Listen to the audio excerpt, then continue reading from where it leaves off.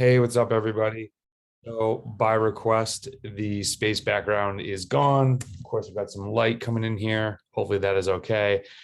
I wanted to talk about anaerobic workouts versus going and doing a crit. I had a really good question come from an athlete where we were talking about skipping. There's a weekly crit that is great practice for this athlete for all the reasons of actually racing in a crit, learning how to corner, learning how to follow moves, you know, you having to respond to moves. You're not just going out and doing a max interval that you can start whenever you want to do it.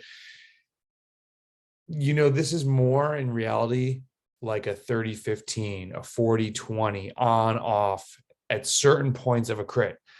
We've talked about before, a crit can really be one big attack and you end up riding more at FTP if you break away from the group and people look around and the chase doesn't get together and you're going faster, picking a line.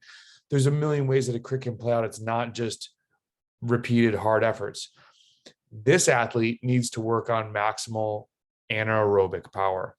So if you've read the anaerobic blog, these workouts are pretty straightforward where you're doing a max death effort, probably 6 of them. 60 seconds is really good. There are other coaches that have made comments of they prefer to do 45 because 45 seconds max is when you're pretty much out of gas. That is true. And I'm going to read to you a portion of this where at 45 seconds, you should feel like death. And I want the athlete to squeeze out 15 more seconds of as hard as they can. The numbers I find very interesting, though, because this athlete had made the comment, hey, isn't the crit the same thing as going out and doing 6 efforts? Like 6 efforts is nothing compared to a crit. However, looking at the numbers, so this athlete is female, Cat 3, and the last crit, while she hit 520 watts just once, that was for a second. The best 1-minute effort in that race was just under 300 watts. However, the prescription for the workout instead is 400 watts. I want you to go hit 6 times 100 watts more than what you did in the crit. This is really working and trying to train your body to produce energy anaerobically through glycolysis. So these are full max efforts. And again, you're at 45 seconds, you want the effort to be over, and you really cannot quit.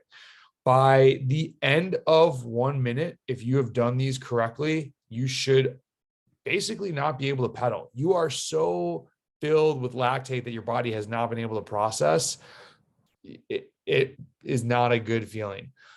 No amount of lactago can cure a pure 1 minute max death effort. Now you can do less for 2 minutes. You can do, I've talked about how doing the full body for 2.5 minute efforts for a KOM I did totally has changed the game for me because the arms don't burn anymore with lactago and you can push.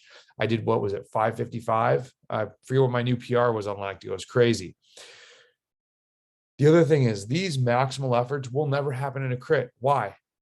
Because you would immediately get dropped if you couldn't pedal. You're not going full max. And also, even if someone said, well, what about, I'm going to do a 1 minute max at the end of the race. You're not doing max. You're doing 1 minute after riding hard for 50 minutes with a ton of anaerobic contribution blown off in the race.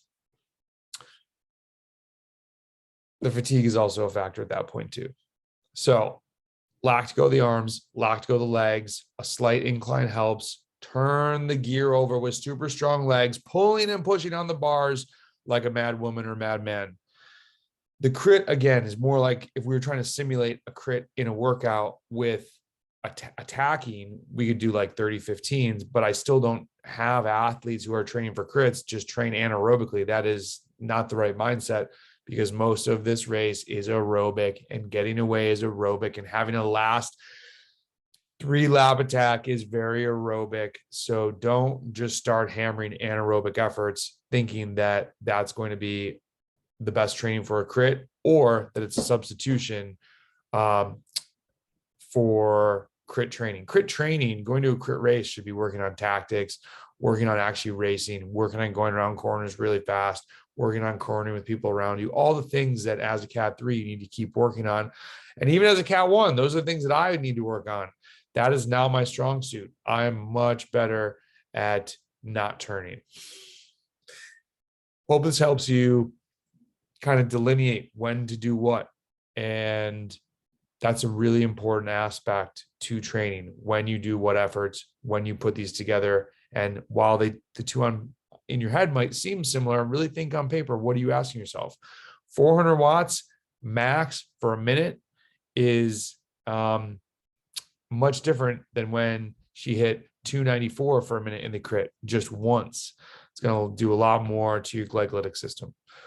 Hit us up with questions. What kind of anaerobic training you doing? When you doing it?